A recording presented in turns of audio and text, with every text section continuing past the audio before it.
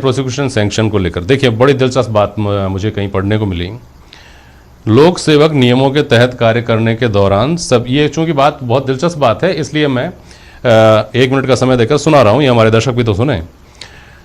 सभी व्यक्तियों को उनकी मंशा के अनुसार चूंकि संतुष्ट नहीं किया जा सकता, यानी पब्लिक डीलिंग में जो लोग आएंगे अपने काम करवाने के लिए उनको चूंकि संतुष्ट नहीं किया जा सकता, परिणाम स्वरूप लोक सेवक को तुच्छ एवं परेशान करने वाले अभियोजन का सामना करना पड़ सकता है। इसलिए लोक सेवक को तुच्छ और परेशान करने वाले अभियोजन के डर के बगैर निष्पक्ष होकर कार्य संपादित करने में मदद हेतु विधायिका ने अभियोजन के पूर्व स्वीकृति का प्रावधान रखा है।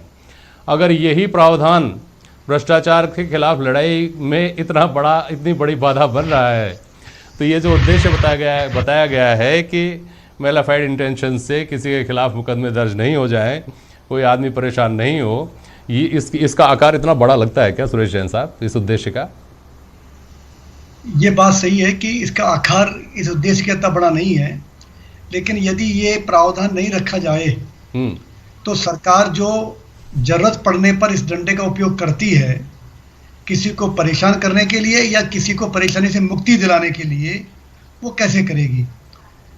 शर्मा जी, आप बीजेपी हो या कांग्रेस हो या कोई भी सरकार हो, जब वो सरकार में होते हैं उनके बयान देखें दोनों के, तो आपको ये अच्छी तरह पता पड़ जाएगा कि दोनों कॉपी पेस्ट है। सारी मुंह से निकलने वाले चेहरे बदलते हैं।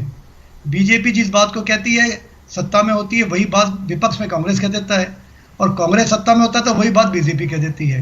लेकिन ये बिल्कुल सही है कि कोई ऐसा प्रोविजन बनाया जाना चाहिए।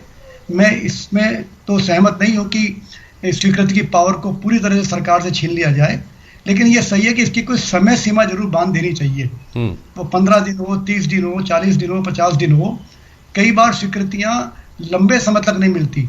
और एक बात और कहूँ, हम अफसरों की बात कर रहे हैं शर्मा जी, आप आश्चर्य करेंगे यदि आप खोजबीन करेंगे तो यदि कोई एलडीसी बाबू पटवारी पकड़ा गया, उसकी अभियोजन स्वीकृति भी कई बार 2-2, 3-3 साल तक नहीं मिलती है।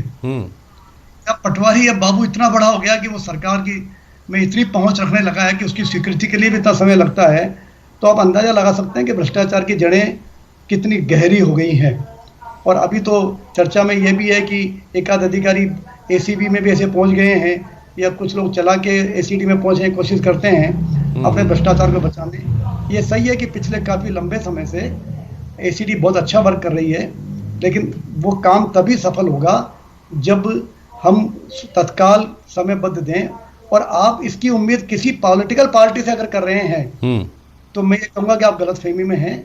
मुझे लगता है किसी दिन हाई कोर्ट या सुप्रीम कोर्ट ये आदेश जारी करेगी कि इतने दिन में स्वीकृति जारी न होने का मतलब यह माना जाएगा कि स्वीकृति मिल गई है। 2016 में हो चुका है जैन साहब, ये 2016 में ही हो चुका है, 90 दिन की उस वक्त। लेकिन उसके बाद तो कानून आया ना जिसके बारे में राजन जी ने कुछ